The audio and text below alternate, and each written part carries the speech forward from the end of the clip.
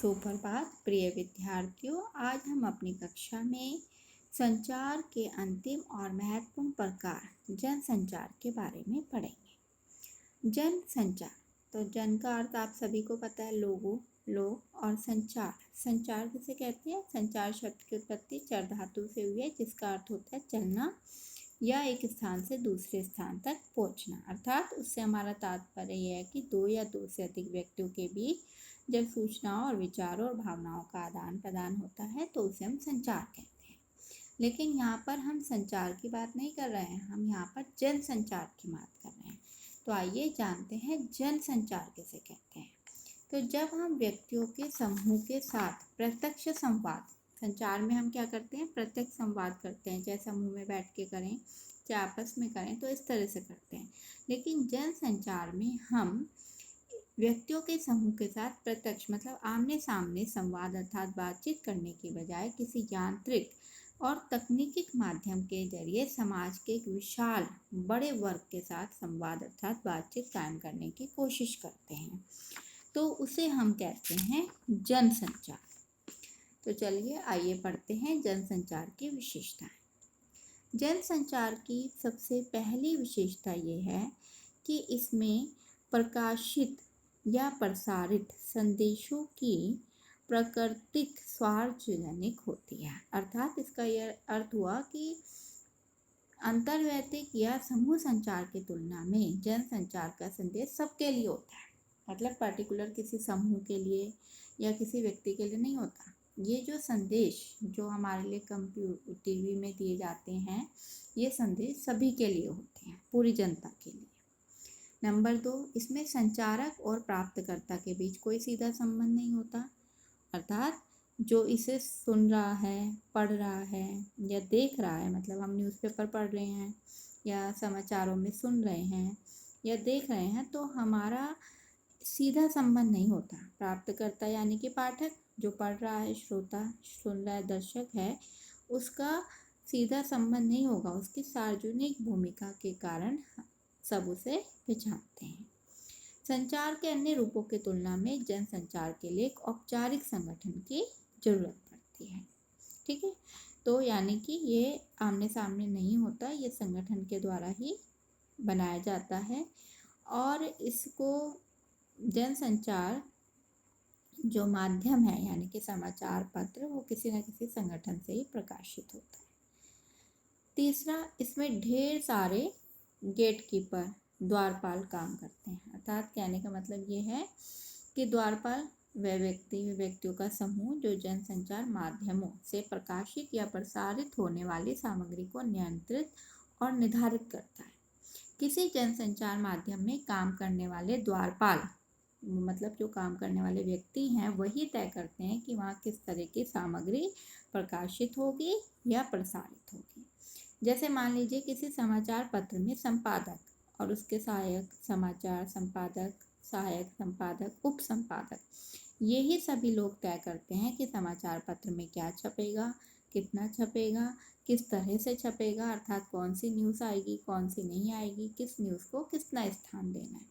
तो इस तरह टीवी और रेडियो में भी द्वारपाल होते हैं जो उसमें प्रसारित होने वाली सामग्री को निर्धारित करते हैं। तो जनसंचार माध्यमों में द्वारपाल की जो भूमिका होती है वो बहुत महत्वपूर्ण मानी जाती है, क्योंकि यही जो है उनकी जिम्मेदारी है कि वे ऐसी कुछ न्यूज़ दें जो सार्वजनिक हित के लिए हो, सबके लिए हो और सभी जो नियमों का पालन करती हुई हो और संहिता के अनुसार सामग्री को संपादित कर सके।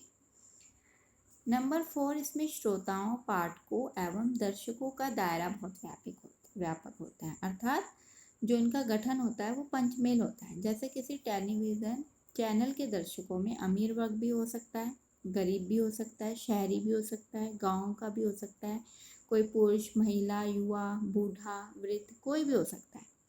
तो इसके अलावा उनमें कोई दिल्ली में बैठा हो सकता है, कोई पटना में हो सकता है, लेकिन सभी एक ही समय पर टीवी पर अपनी पसंद का कार्यक्रम देख रहे होते हैं। तो इसमें जो दायरा होता है श्रोताओं मतलब सुनने वालों का, पाठकों पढ़ने वालों का मतलब पाठक यानी कि समाचार पत्र है तो कोई भी पढ़ सकता है, श्रोताओं रेडियो कोई भी सुन सकता है, दर्शक हैं देखने वाले हैं जो टेलीविज़न वगैरह देखते हैं तो कोई भी देख सकता है, उनका व्यापक दायरा होता है। इससे जुड़ी जनसंचार की ये मुख्य विशेषता है। उसके बाद है जनसंचार में तुरंत फीडबैक प्राप्त नहीं होता, यानी कि ये इसका अभाव भी कह सकते हो और इसकी विशेषता भी है कि अब इतने बड़े वर्ग में जब इतने लोग उसे देख रहे हैं तो इस समय जैसे कि आप क्या होता है समूह ग्रुप डिस्कशन है, ग्रुप डिस्कशन वही हो गया ना समूह संचार, उसमें जो है आप बातचीत कर सकते हो, पक्ष विपक्ष में बातें कर सकते हो, लेकिन इसमें जो है तुरंत फीडबैक आपको प्राप्त नहीं होगा। चलिए अब पढ़ते हैं जनसंचार के कार्य। जनसंचार का पहला कार्य होता है सूचना देना। जनसंचार माध्यमों का प्रमुख कार्य है सूचना देना। हमें उनके जरिए ही दुनिया भर से सूचनाएं प्राप्त होती हैं। हमारी ज़रूरतों का सबसे बड़ा हिस्सा जनसंचार माध्यमों के जरिए ही पूरा होता है, यानी कि हमें पता चलता है हमें कुछ चाहिए तो हम एकदम क्या देखते हैं इंटरनेट पे में चेक करते हैं, है ना। तो हमें जो सूचनाएं मिलती हैं वो जनसंचार माध्यमों के द्वारा ही मिलती हैं। नंबर 2 शिक्षित करना। ये जो जनसंचार माध्यम हैं, कंप्यूटर हैं, टीवी हैं, है ना, ये सब हमें क्या करते हैं, इंटरनेट ये सब सुविधाएं जो हमें मिली हुई हैं वो हमें सूचनाएं देते हैं जिसके जरिए हम जागरूक बनते हैं, शिक्षित बनते हैं। तो लोकतंत्र में जनसंचार माध्यमों की एक महत्वपूर्ण भूमिका जनता को शिक्षित करने की है। यह शिक्षित करने से आशय उन्हें देश दुनिया के हाल से परिचित कराना और उनके प्रति सजग बनाने से। ठीक है। अब तीसरा है मनोरंजन करना। जनसंचार माध्यम हमारा मनोरंजन भी करते हैं, जैसे सिनेमा, टीवी, रेडियो, संगीत के टेप, वीडियो और किताबें, ये सब हमारे मनोरंजन के भी प्रमुख साधन हैं। एजेंडा तैयार करना। जनसंचार माध्यम सूचना और विचारों के जरिए किसी देश और समाज का एजेंडा भी तैयार करते हैं। जब समाचार पत्र और समाचार चैनल किसी का खास घटना या मुद्दे को प्रमुखता से उठाते हैं या उन्हें व्यापक मतलब बहुत ज़्यादा कवरेज देते हैं तो वे घटनाएं या मुद्दे आम लोगों में चर्चा का विषय बन जाती हैं। मतलब आप कुछ ऐसी घटना होती है जो आप टीवी पर भी देख रहे हैं, आपने जो भी आपने चैनल्स खोले सभी में वही समाचार में भी, समाचार जो पत्र हैं उसमें भी वही घटना आ रही है, तो वो घटना या मुद्दे जो हैं वो चर्चा का विषय बन जाती हैं जो जनसंचार तक पहुंचती है और सरकार और समाज को उस पर अनुकूल प्रतिक्रिया करने के लिए बाध्य कर देते हैं, मजबूर कर देते हैं। फोर्थ तो अब आपका फिफ्थ है ना, निगरानी करना।